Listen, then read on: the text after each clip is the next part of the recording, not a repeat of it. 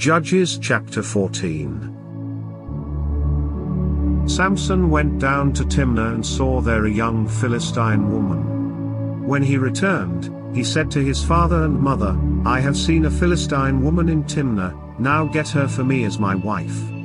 His father and mother replied, "Isn't there an acceptable woman among your relatives or among all our people? Must you go to the uncircumcised Philistines to get a wife?" But Samson said to his father, "Get her for me. She's the right one for me." His parents did not know that this was from the Lord, who was seeking an occasion to confront the Philistines, for at that time they were ruling over Israel. Samson went down to Timnah together with his father and mother.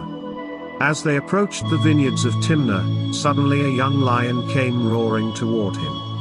The Spirit of the Lord came powerfully upon him, so that he tore the lion apart with his bare hands as he might have torn a young goat. But he told neither his father nor his mother what he had done. Then he went down and talked with the woman, and he liked her. Sometime later, when he went back to marry her, he turned aside to look at the lion's carcass, and in it he saw a swarm of bees and some honey. He scooped out the honey with his hands and ate as he went along. When he rejoined his parents, he gave them some, and they too ate it. But he did not tell them that he had taken the honey from the lion's carcass. Now his father went down to see the woman. And there Samson held a feast, as was customary for young men. When the people saw him, they chose 30 men to be his companions. "Let me tell you a riddle," Samson said to them. "If you can give me the answer within the 7 days of the feast, I will give you 30 linen garments and 30 sets of clothes. If you can't tell me the answer, you must give me 30 linen garments and 30 sets of clothes." "Tell us your riddle," they said. "Let's hear it." He replied, "Out of the eater, something to eat, out of the strong, something sweet." For 3 days they could not give the answer.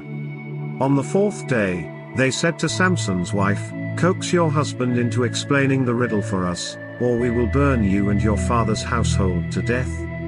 Did you invite us here to steal our property?" Then Samson's wife threw herself on him, sobbing, "You hate me. You don't really love me. You've given my people a riddle, but you haven't told me the answer." "I haven't even explained it to my father or mother," he replied, "so why should I explain it to you?" She cried the whole 7 days of the feast. So on the 7th day he finally told her, because she continued to press him.